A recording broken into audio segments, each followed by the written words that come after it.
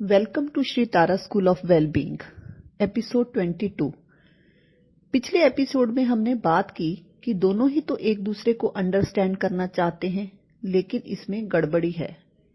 इसमें गड़बड़ी ये है कि अंडरस्टैंडिंग जो है वो एक इंडिविजुअल चीज है, जैसे हेल्थ है।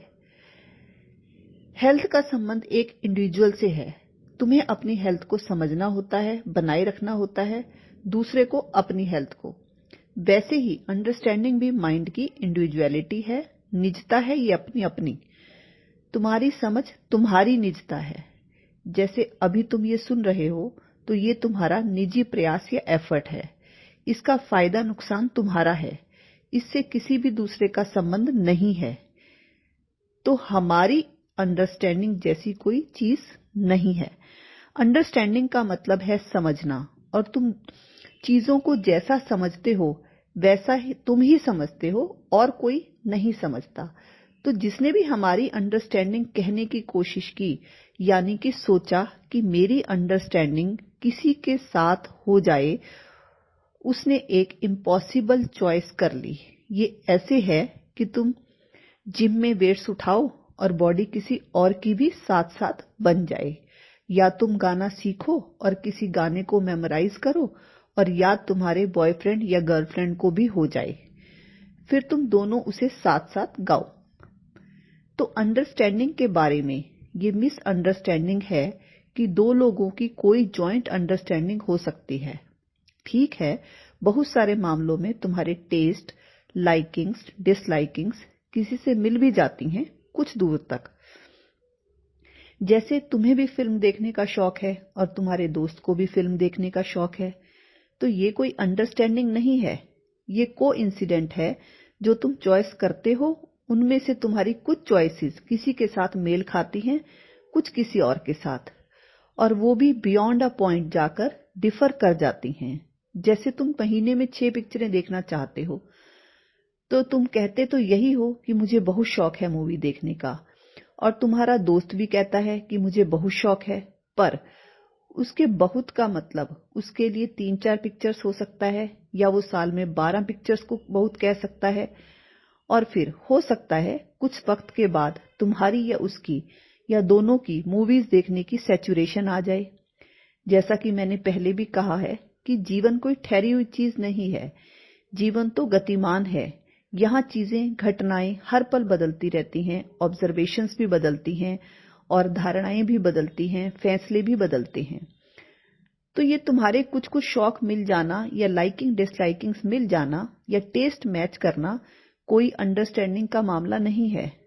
और वो जो तुम अच्छी अच्छी बातें जानते हो अंडरस्टैंडिंग के मामले में, ये सही है, ये गलत है, वैसा तो दूसरा भी जानता है कि बेईमानी नहीं करनी चाहिए, चिंता नहीं करनी चाहिए, मामले को रफा दफा करना चाहिए, एक दूसरे को स्पेस देना चाहिए, एक दूसरे की रिस्पेक्ट करनी चाहिए, एक दूसरे पर ट्रस्ट करना चाहिए, ऐसा करना चाहिए, वैसा नहीं करना चाहिए।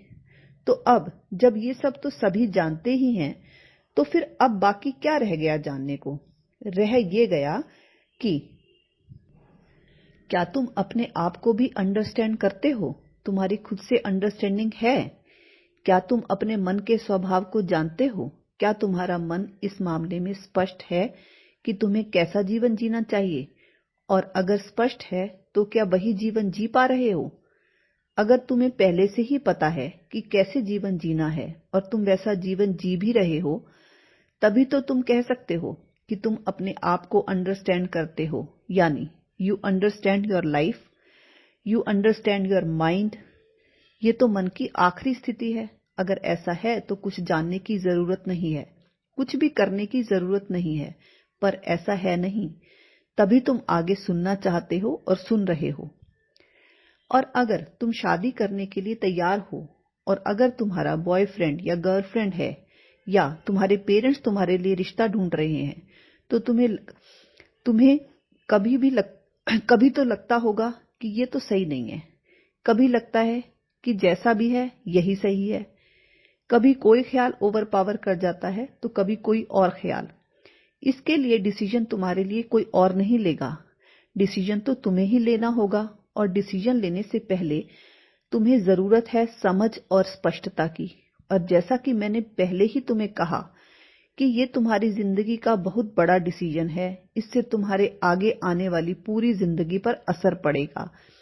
अगर तुमने 80-90 साल जीना है तो आगे के 60-70 साल इसी बात पर निर्भर करते हैं कि तुम कैसा लाइफ पार्टनर चुनते हो। तो जरूरत है तुम्हें जहां हो वहीं रुक जाने की और आगे के जीवन के बारे में कुछ भी निर्णय लेने से पहले तुम्हें समझना होगा कि इस रिश्ते में क्या क्या दिक्कतें आ सकती हैं और उन्हें कैसे डील किया जा सकता है। और क्यों समझना है तुम्हें ये सब? क्योंकि marital conflict is reality and pre marital counselling is a real need.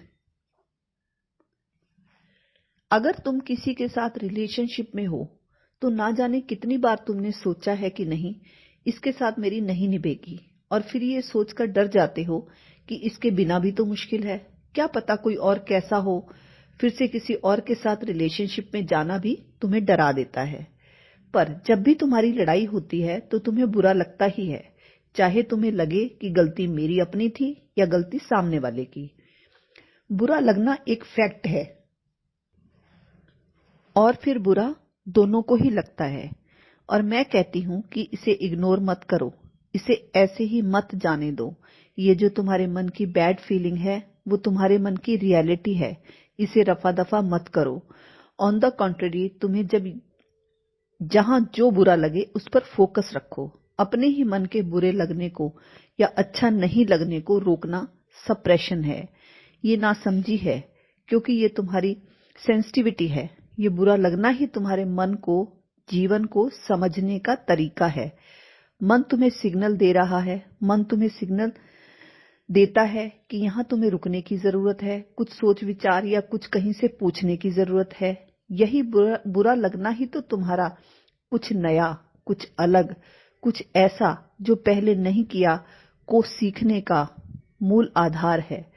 सुनो मन की, वो तुम्हें सिग्नल देता है कि यहां से बचो, वहां से निकलो, इसका कोई उपाय करो। ये भी हो सकता है कि बात छोटी सी हो और तुम्हें बड़ी लग रही और हो सकता है बात बड़ी हो और तुम्हें किसी वजह से छोटी लग रही हो सकता है ये बात किसी बड़ी बात की शुरुआत हो।